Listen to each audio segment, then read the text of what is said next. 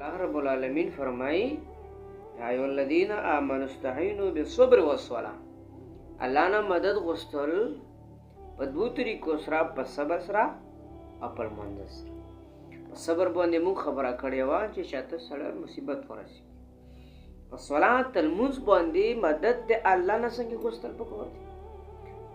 یو د موږ وتوسل لمونځونه دي چې هغه باندې اچھا خبره نشي کړه.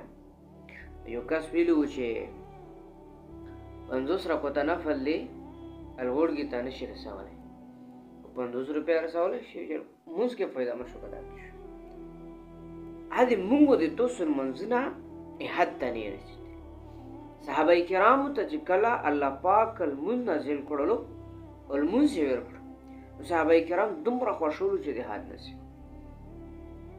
کفار او مشرکین ته پوښتنه وکړه نن ډېر خوشحال یو. ته ویلي چې نن ځکه خوشحال یو چې د چابیون یې الله موږ له روکړې او خزانې دې الله سره دي.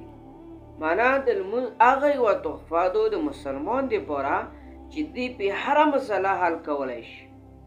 لکه یو صحابي دی د حضور پاک صلی الله علیه وسلم، دته یوه ورځ سورلي وفات شوله اوسپه 2 رکعته لمونځ کوي، الله نه غواړي یا الله دا مې قبوله کړي، یا الله دا چې کوم یو چلی الله رب العالمین ورته ژوندي کړل او سفر یې پرې وکړ.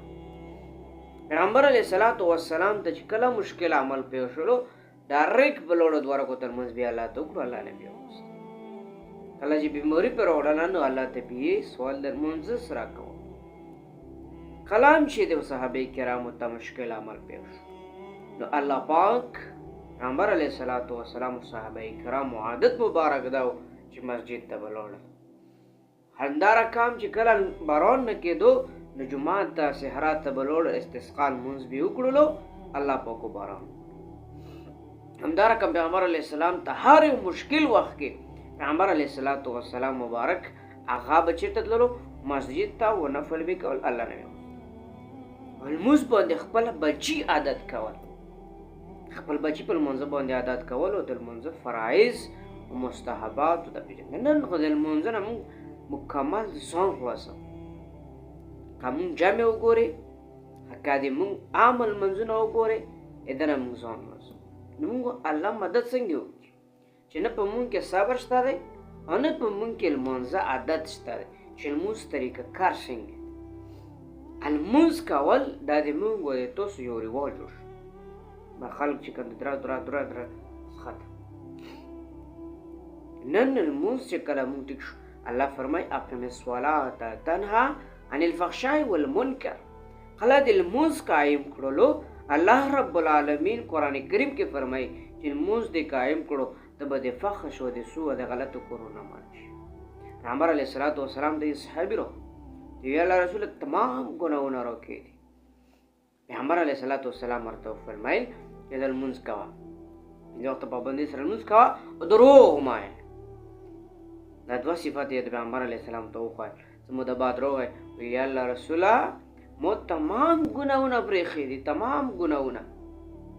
عزتمندو نن چې موږ صحیح لمونځونه کوو و الله ته صحیح دعاګانې کوو و الله رب العالمین ته صحیح متوجه شو، بیا به د موږ لمونځونه صحیح شي، بیا به موږ د غلطو کارونو نه منع کړی شو. موږ زړه به چې کوم د صفا لمونځ ډېر لوی فضایل دي.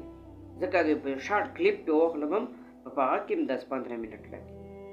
الله رب العالمین دې موږ ته صحیح لمونځ توفیق وکړي او په خپلو بچو باندې لږ غږ کول پکار دي. خپلو بچو ته لږ د لمونځ تربیت ښایي. پیغمبر علیه الصلاة والسلام مبارک و سنت په کور کې کول او فرایض ولا په جومات تلل. دې مطلب دا و چې کم زنانه دي او ماشومان دي هغه چې طریقه کار زده کړي چې لمونځ دا یو فرایض عمل دی او یو بهترین عمل دی. نن چې کوم دی موږ کله کې لمونځونه پرېښي دي، کله کې موږ تلاوت پرېښی دی، اگر کې دا د موږ د تاسو لپاره ضروري عمل دی. الله رب العالمین دې عمل کولو توفیق را نصیب کړي او انشاءالله په مخکې ویډیو کې به بیان کې به د مستقل طریقه کار د لمونځ طریقه ښایي چې پیغمبر علیه الصلاة والسلام مبارک سره کوم لمونځ کول بل پارت ته پوره به تاسو یاد لرئ. الله خوشحاله